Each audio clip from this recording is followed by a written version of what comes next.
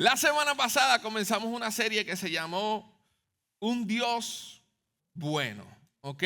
¿Se acuerdan? Hablamos de la formación espiritual. Y hablamos de que este año, si nosotros deseábamos que fuera un año de transformación en nuestra vida, ¿verdad? Hablábamos que íbamos a tener que mirar tres cosas, tres elementos básicos, ¿ok? El primero era que íbamos a tener que transformar nuestra mente, ¿ok? Luego íbamos a tener que transformar nuestros hábitos. Habían hábitos que iban a tener que cambiar. Si queremos un año transformador, este año 2025 no va a ocurrir con una chasqueada de dedos, no va a ocurrir con una oración.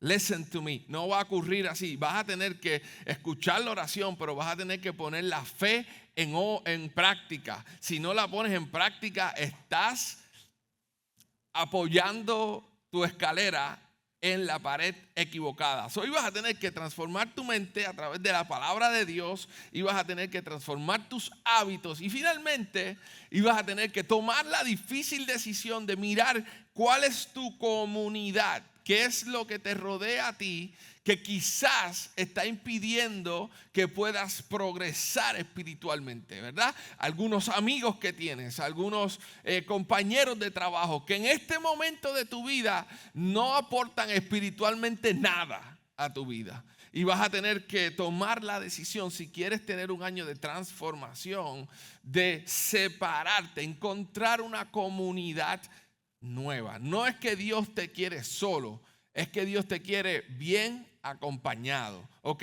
Gente que pueda aportar espiritualmente bienestar a tu vida, gente que pueda hablar, gente que en vez de enviarte un chat, a un chat con un montón de porquerías allá adentro, son gente que diga: hey, ¿cómo estás? ¿Cómo puedo orar por ti? Vamos a tener una buena conversación, vamos a tomarnos un café, vamos a conocer nuestra historia. Esa es la gente que tú necesitas en tu vida. Y finalmente dijimos que cuando esos tres factores se ponen en conjunto, necesitarás al Espíritu Santo, la tercera persona de la Trinidad, el cual está en nosotros y por nosotros para ayudarnos, para guiarnos, para acordarnos la palabra del Señor. Lo vas a necesitar en tu vida. Entonces, como yo soy una persona que me gusta poner en práctica lo que digo, yo sé que necesitaba en este 2025 comenzar mi año un poco mejor físicamente. Y entonces yo dije: bueno, ¿qué cosas voy a hacer? Bueno, voy a jugar baloncesto 2 veces a la semana. Y yo tengo unos amigos aquí en la comunidad que son corredores muy experimentados. Y entonces yo dije: correr no suena tan mal. Correr, como que yo he corrido. Yo corrí el 5K de Mar Azul el año pasado y llegué como número 200, pero llegué, lo terminé. No fue que no, mi meta no era ganar el 5K, mi meta era terminarlo, y lo terminé. Entonces dije: ¿qué tal si acepto la invitación de este amigo mío a correr? Y yo lo llamé y le dije: ¿qué tal si vamos a correr? Y él me dijo: tú, correr. Claro, yo lo entiendo. Yo tengo más físico de jugador de fútbol, defensa, que de fondista, ni nada por el estilo. Yo lo entiendo. Él me dijo: tú, ok, pues si tú quieres correr, llega aquí el sábado a las 6 de la mañana. Yo: a las 6 de la mañana. Sábado es mi día de descanso, hermano. Ok, pero si tú quieres una vida de transformación, vas a tener que cambiar tu mente, vas a tener que cambiar tus hábitos y vas a tener que cambiar tu comunidad, ok. O sea, que no te puedes rodear de gente que no hace ejercicio, tienes que empezarte a rodear de gente que ha hecho ejercicio y que lo ha hecho bien. Así que yo dije: ok, vamos allá. Vamos a correr. ¿Cuánto es que vamos a correr? Ok, yo me levanto temprano. Yo soy un morning person. A las 5 de la mañana estaba levantado. Me levanté, me vestí, me tomé un café sin azúcar para que tuviese el corazón, tú sabes, como a millón. Y dije: ok, pues vamos para allá. A las 5:45 estaba en su casa. Él pensó que yo no iba a llegar, pero yo llegué. Porque las personas piensan que mi generación no llega temprano. That's not true. Ok, that's not true. Y algo que a lo mejor tú tienes que aprender en este año 2025 es aprender a llegar temprano a los sitios cuando te digan que llegue temprano. La generación mía no es una generación que debe ser conocida por los que llegan tarde. Nosotros tenemos que llegar temprano a los sitios, porque el que llega temprano come 2 veces siempre. Come en la preparación y también come cuando la comida está servida. Tú sabes, hay beneficios. Si tú llegas temprano a Mar Azul a las 10:30, amigo, tú te vas a disfrutar el mejor desayuno del área oeste de Puerto Rico. Pero si tú llegas a las 11, ya no queda ni una migaja de pan para ti. Lo que hay es agua ahí y un azúcar, un iced tea que no te va a hacer mucha salud, pero tú sabes, llega a las 10:30, vas a disfrutar un buen café, una buena conversación y vas a conocer personas que van a transformar tu vida. Esa comunidad que yo te estoy hablando, eso lo vas a encontrar a las 10:30, ¿ok? Eso es importante. Entonces yo fui y dije, ¿cuántas millas que vamos a correr hoy? 11 millas. Y yo... Y como yo soy una generación que tú le dices que tú no puedes, y yo, ¿cómo va a ser? Yo voy a correr, vamos a empezar esto. Dame acá un buche de agua, empecé milla 1, yo me sentía como, Dios mío, tú sabes, ready. Y yo dije, pues si la milla 1 está bien, olvídate, esto va a ser un piece of cake. Milla 2, bien. Milla 3, bien. Milla 4, nunca había corrido 4 millas corridas, o sea, nunca en mi vida, nunca. Y me sentía bien, milla 4:30, me sentía bien aquí, pero los tobillos, las piernas empezaron a temblarme y yo dije, y ven acá, le digo a la persona con que estoy corriendo, ¿y tú no tienes algo que me pueda ayudar aquí? Y yo digo, sí, pero eso es en la milla 5, cuando lleguemos a la milla 5 tengo unos gummies aquí que te van a animar el asunto. Entonces cuando llego allí a la milla 5 me da los gummies y me dice, tranquilo, eso te va a hacer efecto en 15 minutos. Y yo le dije, hermano, en 15 minutos yo estoy desmayado. Esto me tiene que hacer efecto ahora. Miren, me hizo un poco de efecto y a la milla 6:30 yo le dije, me rindo al Señor. Sigan ustedes, yo voy a seguir caminando. Y seguí caminando y completé mis 11 millitas caminando, ¿verdad? No debo haber hecho 11 millas porque, tú sabes, entre caminar y pararme, qué sé yo. Pero lo que sí puedo decir es que completé 6,5 millas. Y mientras yo caminaba y llegaba a mi casa y yo los veía a ellos con 50 años corriendo, yo decía, Dios mío, yo tengo 35 y lo que hice, y yo los veía con corriendo, pam, pam, pam, pam. Y dice, lo que pasa es que nosotros llevamos una vida entrenando. Tú acabas de empezar a hacer este deporte, a correr. Yo nunca en mi vida había corrido tanto. Así que yo no tengo idea, me empezaron a fallar todo me empezó a fallar. Llegué a mi casa y le dije a mi esposa, hazme desayuno porque me voy a desmayar. Y después del desayuno no quiero que nadie me moleste, quiero simplemente quedar anestesiado en mi cama y dormir aunque sean 2 horas. Cuando me levanté esa siesta no podía caminar. Y dije, no puedo moverme, me duelen las rodillas, los tobillos, la pelvis, todos los músculos habidos y por haber. Y eso me hizo recordar una cosa, que la formación espiritual es un proceso. Y que a veces nosotros queremos correr 11 millas cuando no hemos aprendido a correr 1 milla. Y yo estoy aquí para recordarte que el Señor Dios no es, voy a usar no es capitalista. El Señor no funciona haciendo que las cosas se produzcan más y más rápido. Esto no es una línea de producción. El Señor tiene una historia diferente contigo y Él va a un paso contigo. Y lo peor que tú puedes hacer es pensar que porque ellos pueden correr 11 millas, tú estás descualificado porque lo único que tú puedes correr son 6 millas. Si lo único que Dios te ha dado hoy es que puedes correr una milla, córrela y córrela bien, porque si la continúas corriendo vas a poder correr eventualmente 2 millas y luego 3 millas. La formación espiritual no es una cuestión de rapidez, es una cuestión de resistencia. Y en este año, mientras nosotros nos sumergimos al 2025, debemos de aprender eso. Porque cada uno de nosotros tiene un timing con el Señor, o el Señor tiene un timing con nosotros. Y tu historia con Dios es especial porque es tu historia. Así que hoy puedo caminar un poquito mejor, pero me duele todo igual. Así que si me ves un poquito medio mecánico al caminar, pues tenme paciencia. Como escuchamos la semana pasada, cada año en Mar Azul escogemos una palabra o frase que nos brinda una idea de lo que hemos discernido o escuchado de Dios. ¿Qué Dios desea hacer con nosotros como iglesia? Este año escogimos la palabra y creemos que va a ser un año bueno y hermoso. Dile a la persona que está a tu lado, bueno y hermoso. Miren lo que dice Salmo 34:8. Prueben y vean que el Señor es bueno. Dichosos los que en Él se refugian.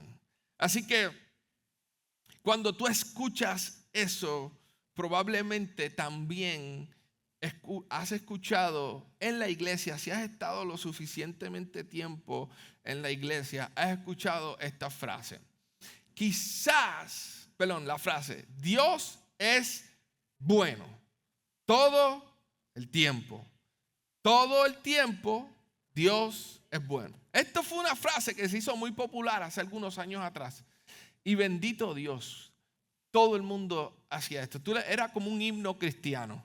Tú ibas a cualquier sitio y era una forma de identificar a los cristianos. Te decía, ¿tú eres cristiano? Sí, Dios es bueno todo el tiempo, Dios es bueno. Y parecíamos que teníamos un estribillo. Era algo que nos identificaba. Yo te aseguro a ti que hay personas que se tatuaron, Dios es bueno todo el tiempo, Dios es bueno.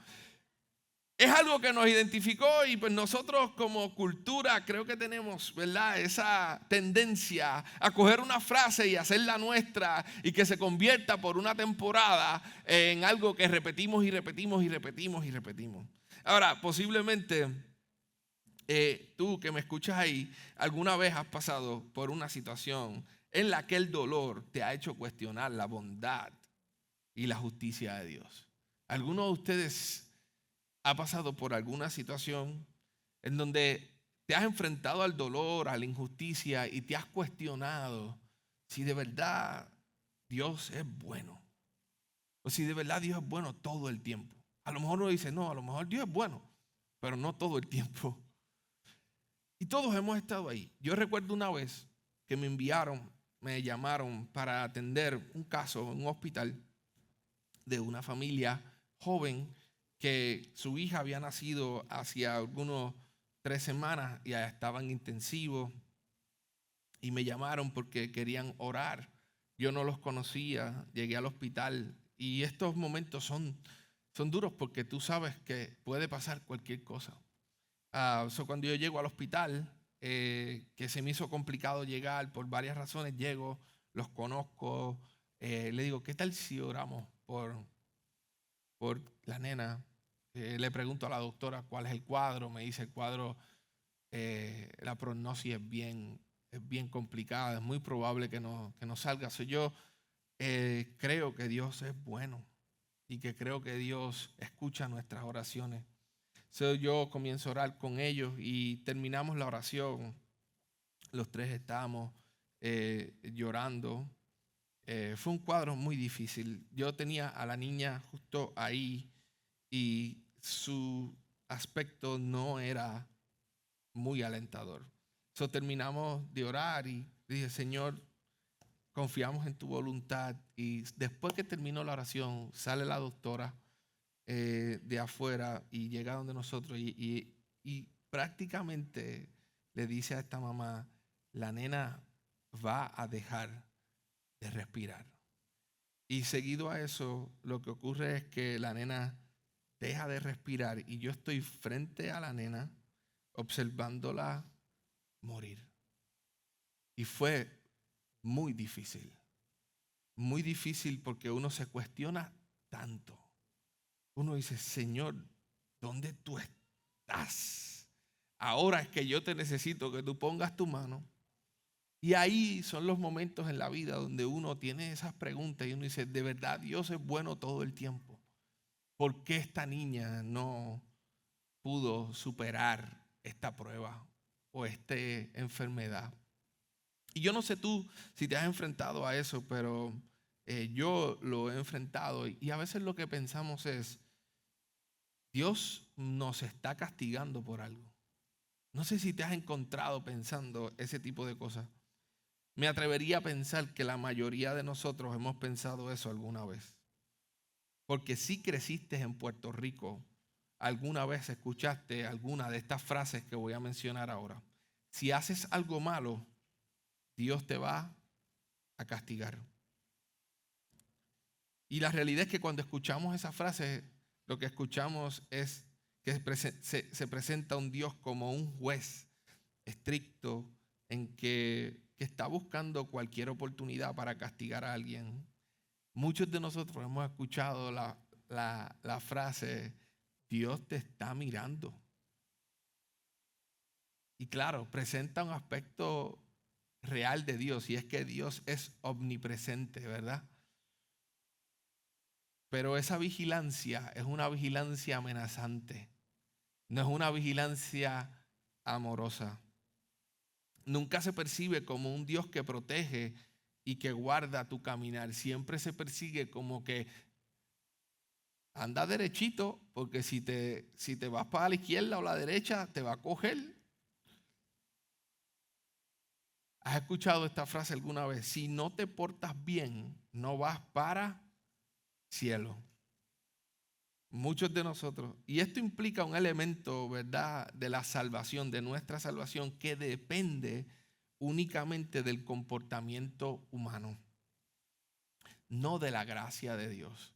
Y muchos de nosotros escuchamos ahí tienes, para que sigas desobedeciendo a Dios. Estos somos nosotros en las redes sociales viendo las cosas malas que le pasan a la gente y diciendo, yo lo sabía. Si ese chamaquito mucho tardó en que Dios lo bajara del caballo. Y empezamos a hacer este tipo de conclusión y ponemos a Dios como un Dios de que todas las ideas y todo lo malo que pasa es un castigo divino. Y yo no sé, ¿verdad? Cómo tú escuchas esto, pero lo que a nosotros nos rompe el corazón es que estas son las enseñanzas que han formado generaciones que ven a Dios como un Dios, un juez severo en lugar de un padre amoroso. Y cuando escucho a alguien, esta me rompe, pero completamente. Escucho a alguien afirmar y decir estas palabras.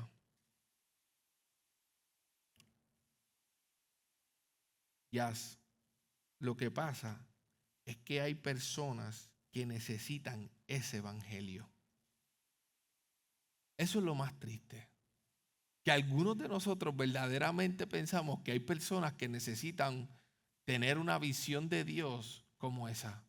Porque dice, es que son tan malos que es que si no los tienen así arrancados, que no los tienen en una celda, que no los tienen, tú sabes, si no le están diciendo te vas a ir para el infierno si haces esto, te vas a hacer esto, nosotros pensamos que esas personas se van a perder. Y esto es el dolor más grande, porque eso es la señal más grande y más clara que esas personas no conocen todavía el amor de Dios. Y vamos a llegar y hoy vamos a estar hablando de un Dios digno de confianza. Y cuán importante es la confianza para tu fe y en dónde está parada. Pero antes de llegar ahí, vamos a examinar cuáles son estas cosas que nosotros hemos creído. Vamos a mirar primeramente el evangelio del temor, una versión distorsionada. Vamos a aprender qué significa eso. Aunque en muchas ocasiones las personas sirven a Dios, no porque han sido cautivadas por su amor, sino porque temen su castigo. Escucha bien, ese no es el evangelio verdadero. Si tú has vivido una vida, o si tú estás aquí buscando a Dios porque tú piensas que si tú no lo buscas te va a ir mal en la vida, escúchame bien, estás pensando en tu mente, hay una versión distorsionada de lo que verdaderamente es el evangelio. Y vamos a hablar un poquito de eso. El evangelio, por definición, son buenas noticias. Lucas 2:10 nos habla claramente de que no se trata de un mensaje de terror, sino de amor, gracia y reconciliación con Dios. El evangelio del terror o del temor, mejor dicho, es una distorsión manipuladora del carácter de Dios. Presenta esta idea de un Dios como un juez severo que está esperando el más mínimo error para castigar, en lugar de un padre amoroso que busca restaurar y sanar a sus hijos.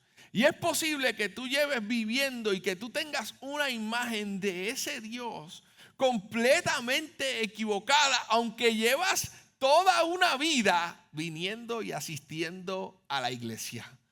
El hecho de que lleves mucho tiempo en la iglesia no quiere decir que tengas una imagen correcta de quién es Dios. Y el verdadero asunto es que si fuéramos a romper claramente esto, es que Dios no quiere que tú lo veas como un juez. Él no es un juez que está listo para mirar tus faltas y para decirte, ¿sabes qué? Como fallaste de esta forma, voy a hacer que tengas que pagar de esta forma. Dios no es así. Dios es un Padre amoroso que no necesita que tú lo manipules con tu comportamiento. Él no necesita tu comportamiento bueno para amarte, porque Él te amó desde que tú estabas en la panza de tu madre. Él te vio allí. Él te reconoció y planificó cada uno de tus días. ¿Qué enseñan las Sagradas Escrituras sobre este tema? Bueno, miremos Juan. Primera de Juan 4:18 dice así: en el amor no hay temor, sino que el amor perfecto echa fuera el temor. El que teme espera el castigo, así que no ha sido perfeccionado ¿en qué? En el amor. Así que si tú todavía estás caminando con Jesús hace un tiempo y cuando te enfrentas a esta forma de ver a Dios, lo que sientes es que Él te va a castigar o que Él te pudiera castigar por algo que tú haces, o que debes seguir por el carril derechito, porque si te mueves a la derecha o a la izquierda, Dios va a enviar fuego del cielo y va a hacer que te vaya mal en tu negocio. O si tú estás sirviendo a Dios o siendo generoso a Dios para que Dios te bendiga más. Escúchame bien, ese no es Dios. Ese no es Dios. O al menos no el Dios que presenta las Escrituras, la palabra de Dios. El verdadero amor echa el temor afuera. Y Romanos 1:8 dice que no hay condenación para aquellos que han puesto su fe en Cristo. Eso quiere decir que nada de lo que tú hagas y hayas hecho tiene el poder de condenarte, porque si tú has tomado la decisión de rendir tu vida a Cristo y entregarle tu vida a Él, ya no hay condenación. Ahora tú has sido adoptado por el Dios Todopoderoso y ahora tú perteneces a la familia de la fe, y ahora todo lo que hay para ti es un amor que sana, que restaura, que liberta y que te ayuda a vivir una vida en libertad. Y no puedes vivir una vida en libertad cuando estás tratando de hacer todo correctamente para que ese Dios balancee la ecuación y te diga, pues te voy a bendecir por esto. No, ese no es Dios. Ahora, miremos el evangelio verdadero. Un mensaje de gracia y libertad. Jesús nos ofrece un evangelio diferente al del miedo. Posiblemente es el evangelio que te ha traído aquí. Posiblemente no. Posiblemente sí. Dios no nos ama por lo que hacemos, sino por quién es Él. Y esto es bien importante. Porque muchos de nosotros deseamos ganarnos el favor de Dios y por eso nos portamos bien. No hay nada que tú puedas hacer para ganarte el favor de Dios. ¿Por qué? Te voy a explicar por qué. Porque tú y yo somos pecadores. Ya hemos ofendido a Dios. Ya decidimos desobedecerle, crear nuestra vida a nuestra manera y decidimos sacarlo del medio. Pero Él, en su amor y su gracia, envió a su Hijo para que Él, Jesucristo, pudiera pagar el precio por tus pecados y los míos. Y ahora, después que Él ha resucitado al tercer día, gracias a Cristo, nosotros tenemos una relación correcta con nuestro Padre Celestial. No es gracias a ti. Así que el amor de Dios no depende de cuán bonito tú te has portado en esta vida. Y yo sé que eso son palabras duras que chocan con la realidad de lo que muchos de nosotros hemos escuchado alrededor de nuestra vida. Él fue traspasado, mira lo que dice Isaías 53, Él fue traspasado por nuestras rebeliones, molido por nuestras iniquidades, sobre Él cayó el castigo, precio de nuestra paz, y gracias a sus heridas nosotros fuimos sanados. Si Jesús ya llevó nuestro castigo, ¿por qué deberíamos vivir en temor constante de ser castigados?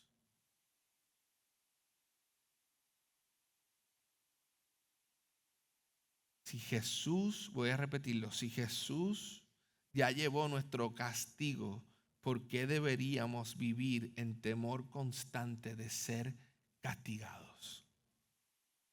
Escúchame bien, tú has sido llamado hijo de Dios, hija de Dios. Miren lo que dice Juan 1:3:1, dice estas palabras: miren qué gran amor nos ha dado el Padre, que se nos llame hijos de Dios, y lo somos.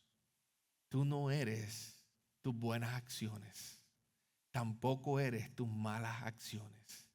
Tú has sido llamado hijo e hija de Dios, no por algo que tú hayas hecho, sino por algo que Él hizo, porque Él deseaba pasar la eternidad contigo y conmigo. Y eso debe quitarnos un peso de encima. Eso debe ayudarnos a vivir una vida en libertad.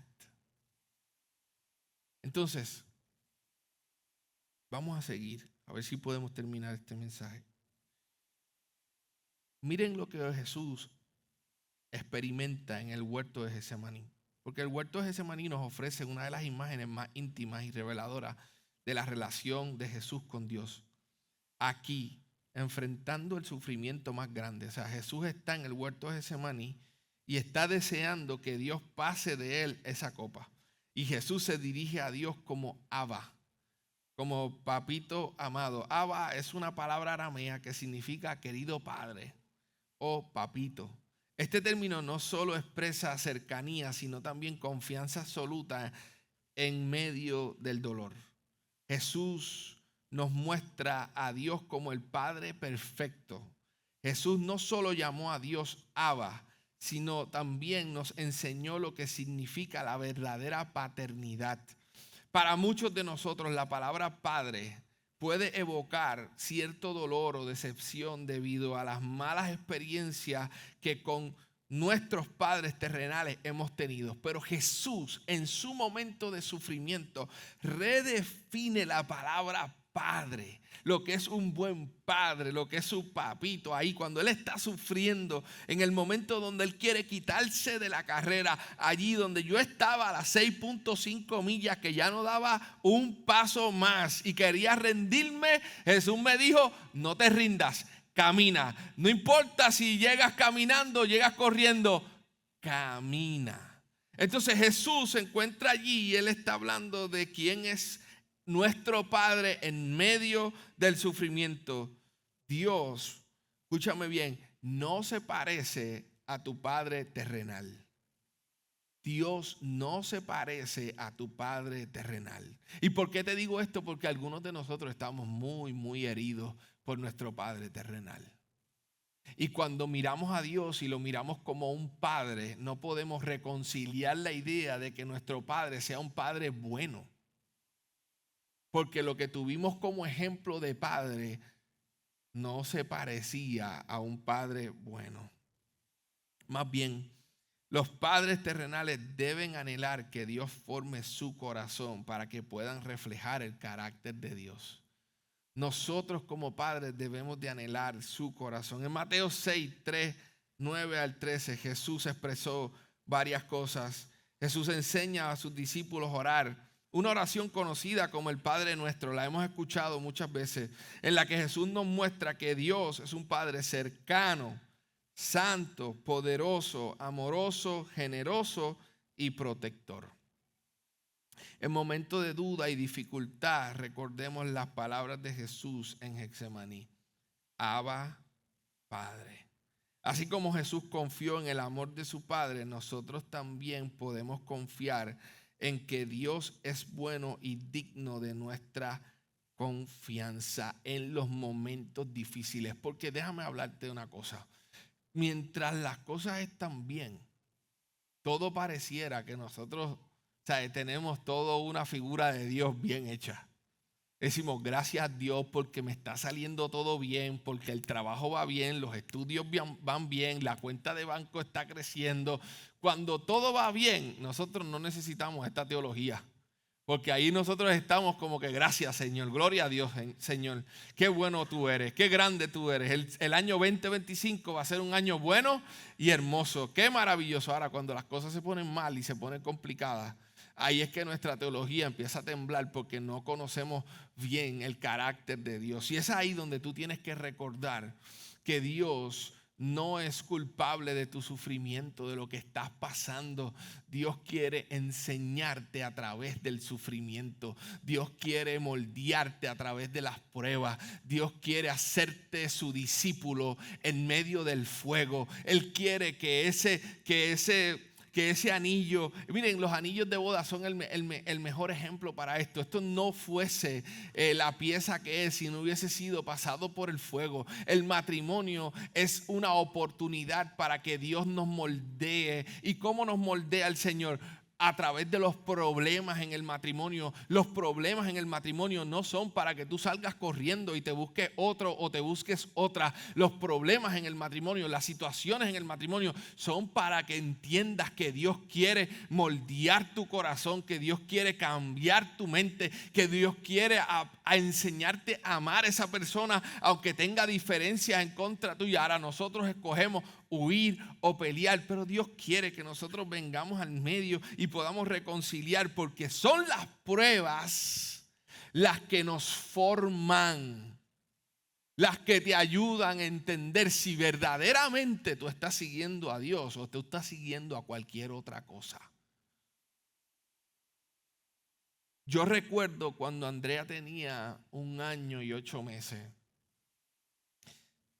Todo estaba bien y ella empezó con un catarro.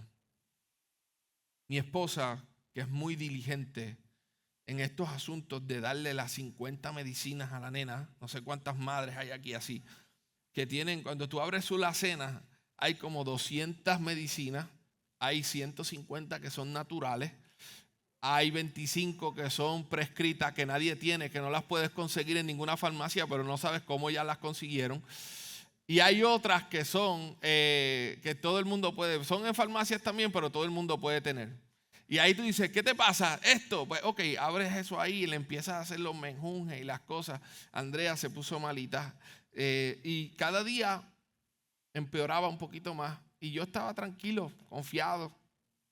Recuerdo que dije, ok, esto es otro catarro más que va a terminar en 2 o 3 días. No terminó en 2 o 3 días, continuó, la tuvimos que llevar al hospital.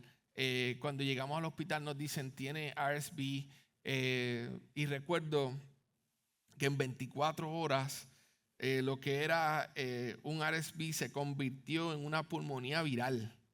Y yo me encuentro en el hospital montándonos en una ambulancia con mi hija de 1 año y 8 meses, trasladándola a otro hospital porque no tenían cuidados intensivos en ese hospital y llevándola a ese lugar. Y yo dice, ¿cuándo pasó esto? ¿Cuándo fue que las cosas se complicaron de esta forma?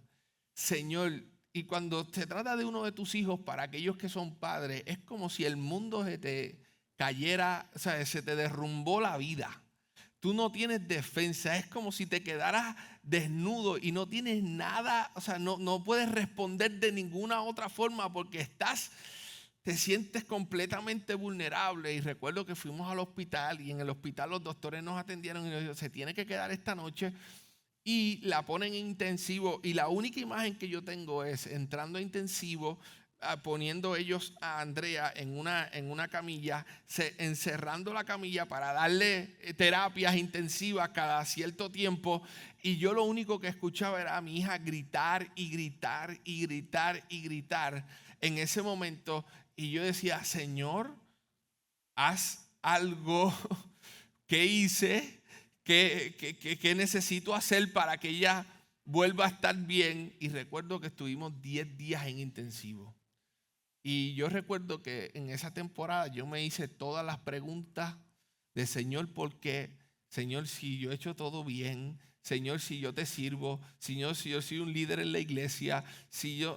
Todas esas preguntas me las hice. Y un día llegué a mi trabajo, eran las 5, nosotros abríamos a las 9 la tienda, y yo llegué ese día a las 7 de la mañana. Y era el único lugar donde yo estaba solo. Recuerdo entrar a la tienda, cerrarla, entrar al baño de la tienda, y en el baño de la tienda, en el inodoro, caí como un bebé y empecé a llorar y a llorar y a llorar. Y yo le dije, Señor, si tú te vas a llevar a Andrea, está bien, Señor, pero por favor, tú sabes, esta es nuestra hija y nosotros la amamos y nosotros queremos verla bien. Y yo lloré como pocas veces he llorado en un inodoro, obviamente, tú sabes, y lloré y lloré, y me levanté de allí diciéndole al Señor, Señor, yo no sé qué va a pasar mañana. Tú eres mi padre y tú tienes cuidado de mi hija, y mi hija está en tus manos. Gracias a Dios, Andrea mejoró y está con nosotros hoy ahí. Pero Dios es un Dios bueno que nos acompaña también en los momentos de sufrimiento. Y como cristianos, como seguidores de Jesús, tenemos que entender esto, porque mira lo que pasa cuando no entendemos esta teología.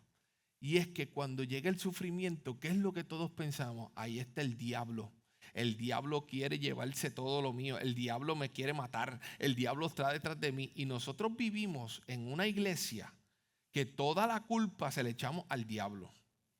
Y no queremos asumir responsabilidad de lo que nosotros tenemos que asumir. Y mientras tú sigas echándole la culpa al diablo, no vas a permitir que Dios moldee tu corazón. Porque mientras otro tenga la culpa o mientras otro tenga la responsabilidad tú no vas a asumir la responsabilidad que te toca. ¿Y cuál es la responsabilidad que te toca?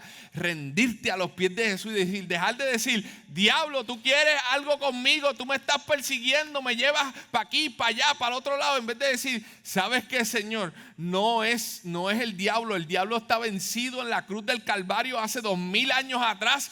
Tú sabes que yo soy tu hijo, y como soy tu hijo tengo el derecho de venir delante de ti y exponer mi causa, de venir delante de ti y orar por mi esposo, y orar por mi hija, y orar por mi padre, por mi madre. Y sabes que yo no sé cuál va a ser el outcome, pero yo confío en ti, porque si tú lo hiciste antes, tú lo puedes hacer ahora. Y mientras nosotros le sigamos echando la culpa a cualquier otra cosa, no asumimos la responsabilidad espiritual que nos toca a nosotros, decir, ¿sabes qué? Estoy desesperado, necesito que ores por mí, que me ayudes. Y sabes que nosotros somos expertos echándole la culpa a otras cosas porque no queremos ser vulnerables con la gente.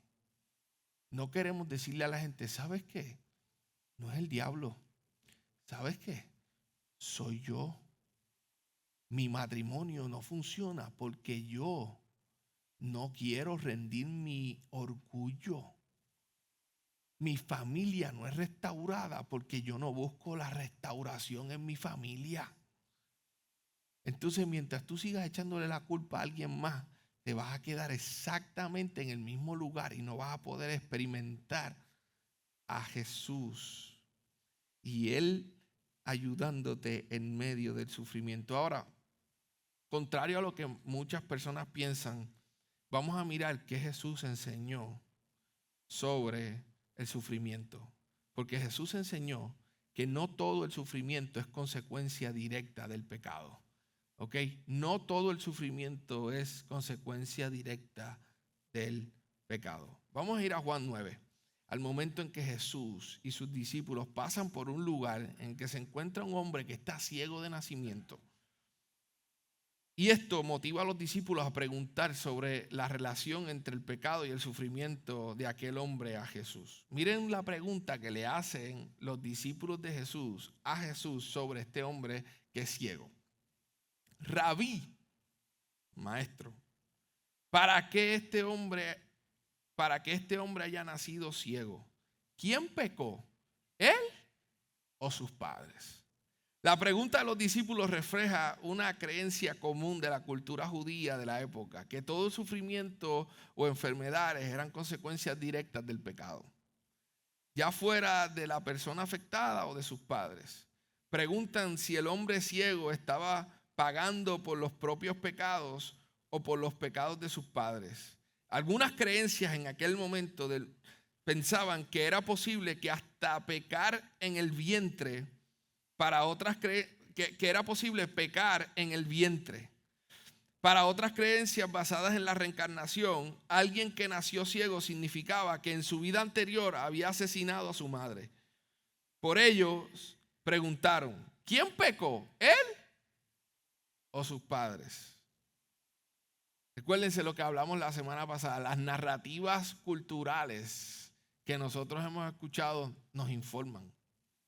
Entonces, la respuesta de Jesús, mírenla aquí. No está así debido a sus pecados, ni a los pecados de sus padres, respondió Jesús, sino que esto sucedió para que la obra de Dios se hiciera evidente en su vida.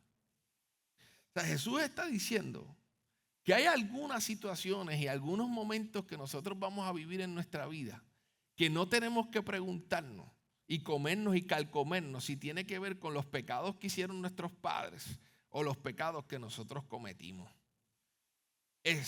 Tenemos que preguntarle al Señor en vez de por qué, tenemos que preguntarle al Señor, ¿para qué tú me estás permitiendo a mí pasar por este lugar? Eso va a cambiar tu visión. Jesús corrige su visión limitada del tema, al igual que la nuestra. Dice Jesús que la ceguera de aquel hombre no es resultado del pecado de nadie, sino una oportunidad para que la gloria y el poder de Dios se manifiesten en su vida.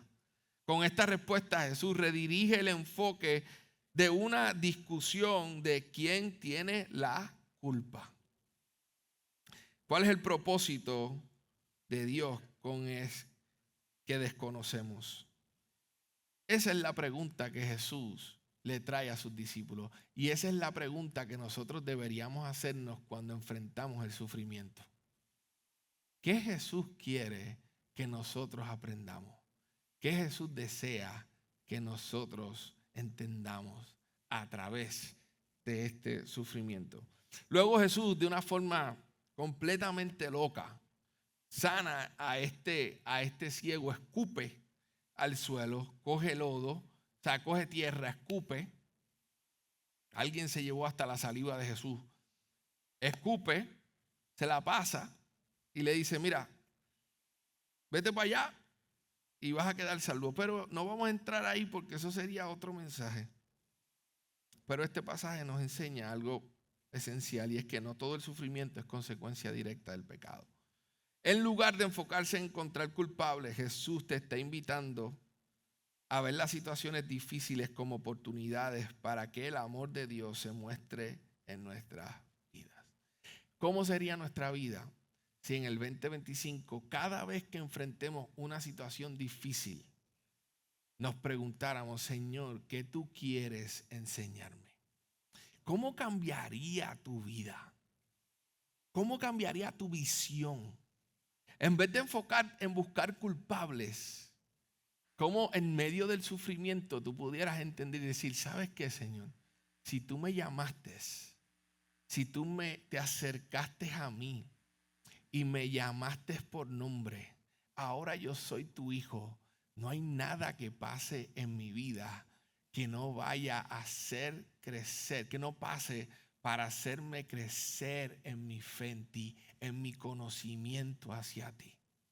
Entonces nosotros seríamos personas que no estaríamos por ahí buscando culpables, sino buscando respuestas del Señor, de nuestro Padre bueno. Así que finalmente, para aquellos que se preguntan, Jazz, verdaderamente Dios es bueno. ¿Por qué las cosas malas le suceden a las personas buenas? ¿Te has preguntado eso alguna vez? Mira lo que le pasó a mi hermana. Mira lo que le pasó a mi amiga. Mira lo que le pasó a mi abuela. Y nosotros tenemos un sinnúmero de experiencias en nuestro corazón que pudiéramos justificar y decir, de verdad, Dios no es bueno todo el tiempo. Porque mira esta persona, toda la vida hizo esto bien y mira cómo terminó. O mira cómo está ahora. Y nosotros las tenemos. Ahora, la respuesta para ti, Jesús también la proveyó. Jesús dijo, también llueve para los justos y llueve para los injustos también. Entonces, Jesús usa una frase famosa para mostrar que Dios trata a todas las personas por igual. Mateo 5:45 dice esto: hace salir el sol sobre malos y buenos, y hace llover sobre justos e injustos. Jesús claramente abolió la noción de que recibimos lo que merecemos. Según Jesús, nuestro maestro, Dios no está en el negocio de equilibrar la chequera eterna. Dios no está diciendo, espérate, que hiciste esto bueno, te lo voy a poner aquí, y eso te equilibró lo malo que hiciste. No, cuando tú miras a Dios, Dios no tiene una balanza que dice, oh, esta semana están más inclinados para este lado que para este lado. Ese no es Dios. Ese no es Dios. Y yo estoy convencido de que muchos de nosotros hemos crecido con esa imagen de Dios. Jesús nos está diciendo que así como el sol y la lluvia son dados por igual a los justos y a los pecadores sin distinción, así también Dios da bendiciones a todos sin tener en cuenta su comportamiento. A las personas maravillosas les suceden cosas terribles. Y a las personas horribles les suceden cosas maravillosas. ¿Y sabes qué? Tú y yo tenemos que hacer la paz con eso. Porque Dios no te ha llamado a ser un juez. Dios te ha llamado a amar a la gente. No importa si entiendes su comportamiento, si tú dices, hermano, tú deberías quemarte en la última paila del infierno. Escúchame bien, Dios no te llamó para convertirte en un juez. Dios te llamó para que te convirtieras en su aprendiz, en su discípulo, para enseñarte a amar como Él amó, como Él ama, sin llevar un registro de todas tus ofensas. Viste, en el matrimonio eso es clave. Específicamente las mujeres son expertas llevando el registro de las ofensas. Te sacan una libretita y te dicen, espérate muchachito, estate quieto. ¿Tú te acuerdas cuando éramos novios y llevas 20 años de casado? Llevas 20 años de casado y te dice, ¿tú te acuerdas el 28 de junio a las 8 de la noche en el Wendy, sí, allí en la carretera? ¿Te acuerdas de cuando me dijiste estas palabras? Y tú, claro que no me acuerdo.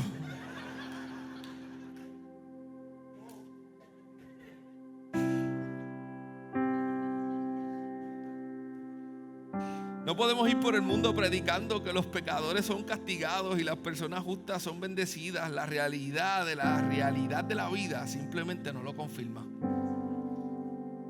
Agustín de Hipona, un teólogo y filósofo que vivió en el siglo IV, señala el problema.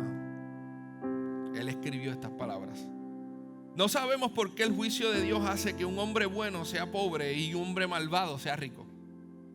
Ni por qué el hombre malvado disfruta de una buena salud mientras que el hombre piadoso se consume en la enfermedad. Incluso los hombres buenos también tienen buena fortuna y los hombres malos encuentran mala fortuna también. Así que aunque no sabemos por medio de qué juicio se llevan a cabo o se permiten otras cosas, sabemos que en Dios está la más alta virtud y la más alta sabiduría y la más alta justicia, en quien no hay debilidad ni temeridad ni injusticia. Agustín de Hipona. Me encanta la honestidad de Agustín. No sabemos por qué Dios permite que esto suceda. Tememos a la infertilidad. Por ejemplo, conozco algunas parejas muy fieles al Señor que no pueden concebir un hijo, y eso les causa dolor, vergüenza. Conozco una madre que prostituyó a su niñita por dinero y droga. ¿Por qué esa mujer es bendecida con la capacidad de concebir mientras a mis amigos no? Aún así, Agustín sigue creyendo que Dios posee la virtud más alta y sabiduría y justicia, y que Dios no es ni débil, ni imprudente, ni injusto. Concluye diciendo que no es beneficioso gastar nuestro tiempo preocupándonos por qué suceden las cosas buenas o malas. Si Agustín fuera el predicador de hoy, te diría: no podemos entender estas cosas aquí y ahora, ya que están más allá de nuestro alcance, pero un día se aclarará. Un día comprenderás completamente por qué Dios permitió que tu hija naciera con un defecto de nacimiento y por qué murió joven. Y creo que cuando entiendas por qué, verás que Dios no solo era justo, sino era bueno. Como dice Santiago 2: hermanos míos, considérense muy dichosos cuando tengan que enfrentarse con diversas pruebas, pues ya saben que la prueba de su fe produce perseverancia. Y la perseverancia debe llevar a feliz término la obra para que sean perfectos e íntegros sin que les falte nada. La realidad de mi vida y de tu vida es que tú y yo hemos crecido más a través de las pruebas que a través de tus éxitos. Esa es la verdad. Entonces yo me pregunto lo siguiente: ¿qué es lo que verdaderamente tú y yo necesitamos? Necesitamos a nuestro Dios al lado nuestro, en medio de los éxitos y en medio de las pruebas. ¿Tú sabes lo que hace la diferencia? Yo lo he visto. Dios hace la diferencia en medio del sufrimiento. Yo he visto sufrir a alguien con Dios y he visto sufrir a alguien sin Dios. Y es completamente diferente, aunque el sufrimiento es muy parecido. Y Dios te trajo aquí para que sepas hoy que es posible que tengas que pasar ese sufrimiento, pero escúchame bien: en Él hay una esperanza que tú necesitas llevarte para tu casa hoy. Y es que si Él te acompaña a través del sufrimiento, si Él está contigo a través de la prueba, si Él está en los momentos donde vas a quebrarte llorando por la noticia que recibiste, o si Él está en los momentos donde recibes las buenas noticias y las alegrías de la vida, lo importante es que tú tengas a tu Dios y a tu Salvador en medio de cualquier situación que enfrentes en el 2025. Esa va a ser la diferencia.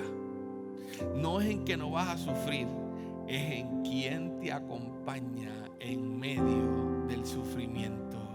Y nuestra oración como iglesia es que la contestación a esa pregunta sea Jesús de Nazaret. ¿Tú sabes por qué?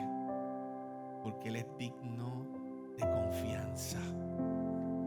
¿Qué tal si te pones en pie ahí y terminamos este servicio? Dios ha demostrado que Él es bueno. Y me encantaría terminar con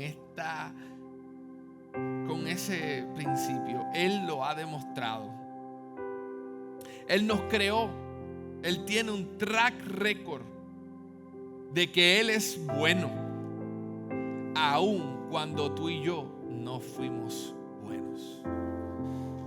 Él nos formó en Génesis, nos dio propósito en Génesis, nos dijo: yo quiero que tú crees conmigo, que tú me acompañes a construir el futuro de la humanidad. Y en el capítulo 2 de Génesis ya nosotros le estábamos dando la espalda.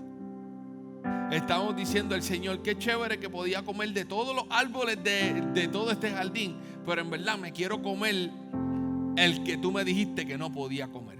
En el capítulo 2 no duramos ni 3 capítulos, duramos 1 y medio. En el capítulo 2, después de recibir el aliento de vida de Dios, después de recibir el propósito y la invitación de Dios a construir el futuro de la humanidad junto con Él, nosotros le dimos la espalda. Y tú y yo le dimos la espalda. Porque la Biblia nos enseña que todos nosotros pecamos y todos nosotros estamos destituidos de la gloria de Dios. Pero Dios no se quedó ahí. Miren su track record. Él dijo: ¿sabes qué? Yo no los voy a matar, no los voy a sacar. Yo voy a crear un plan de redención. Y 2000 años más tarde, ese Dios que te creó, que te vio desobedecerlo, que te ha visto hacer cosas malas, buenas y horribles, ese mismo Dios dijo: yo voy a enviar a mi hijo, a mi único hijo, para que se entregue por tu maldad. No fue por las cosas lindas que hiciste, fue por tu maldad. Y allí estaba Jesús viniendo a la tierra a ser crucificado por un pecador como tú y como yo. y Dios lo levantó de los muertos al tercer día y le ha dado un lugar que es un lugar de honor para siempre y para siempre, y le ha dado un nombre que es sobre todo nombre, para que en el nombre de Jesús se doble toda rodilla en el cielo, en la tierra y debajo de la tierra. Y Él te dio la oportunidad de entender este mensaje de salvación que te va a asegurar tu vida con Él. No te va a asegurar que no tengas sufrimiento, te va a asegurar que Él te acompaña en medio de los sufrimientos.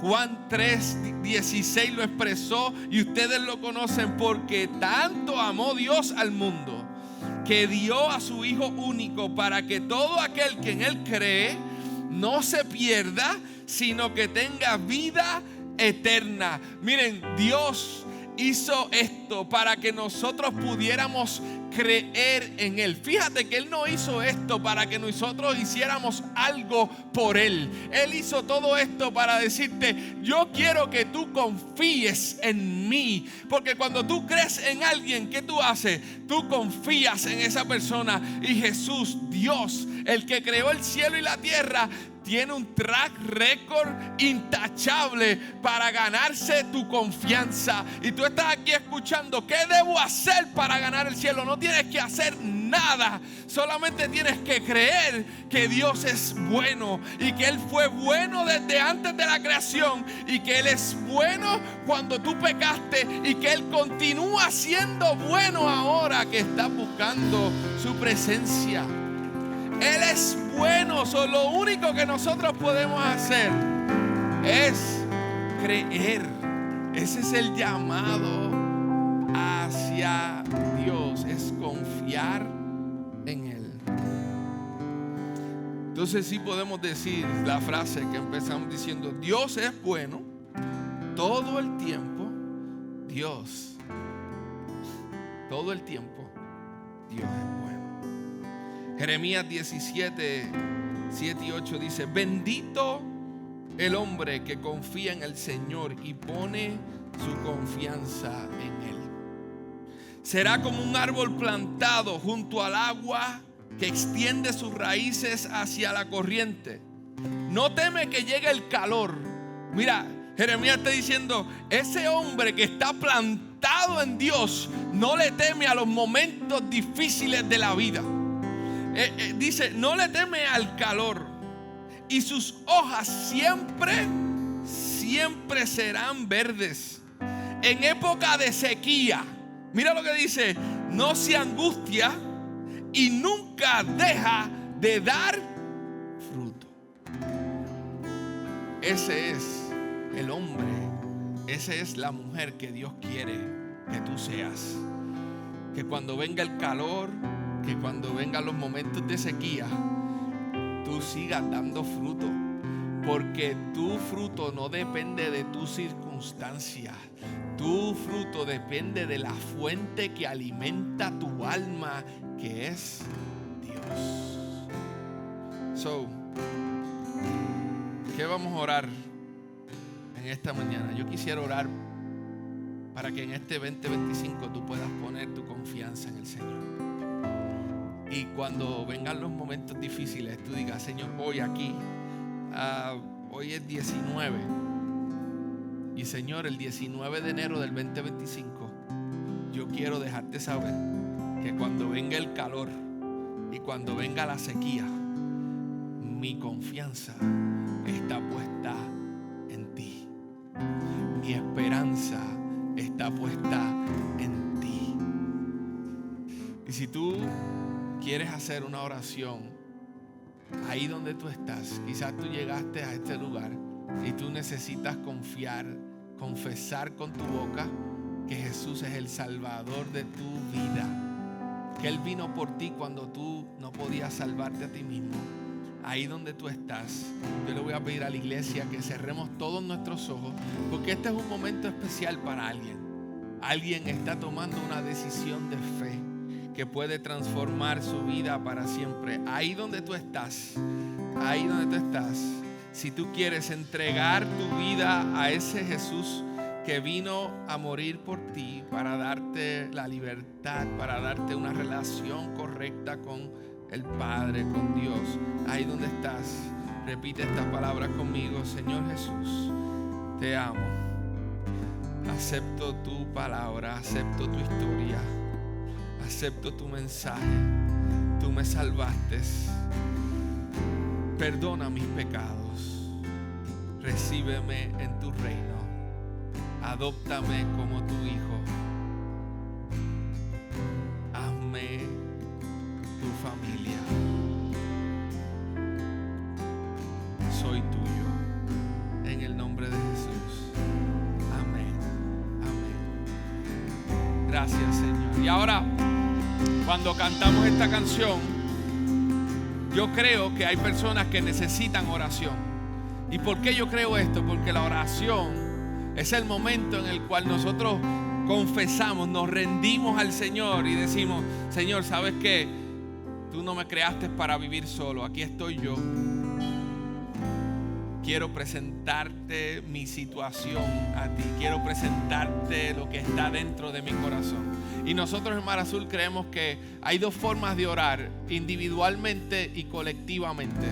Y este momento, mientras nosotros cantamos, nosotros los separamos. Para si hay alguien aquí que dice: mira, Jazz, yo no tengo las fuerzas para ni siquiera orar. Yo necesito que alguien me acompañe, que alguien me abrace, me tire el hombro y diga: ¿sabes qué? No estás solo, aquí estamos para orar por ti.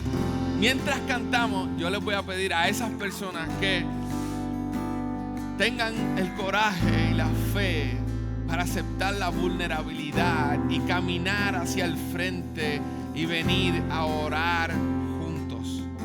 Alguien te va a acompañar, te va a estrechar el brazo y te va a acompañar en oración. Cierra tus ojos ahí y cuando cantamos, por favor, toma este momento para ti y el Señor. Señor, gracias por este día, gracias por tu palabra que nos forma. Señor, gracias por tu palabra que nos llena. Te pido, Señor, que mientras cantamos a ti, tú hables a nuestro corazón, que tú conozcas nuestras cargas y que mediante la oración se caigan los muros, seamos animados los unos con los otros y seamos sanados. En el nombre de Jesús. Amén y amén. ¿Qué tal si cantamos y oramos?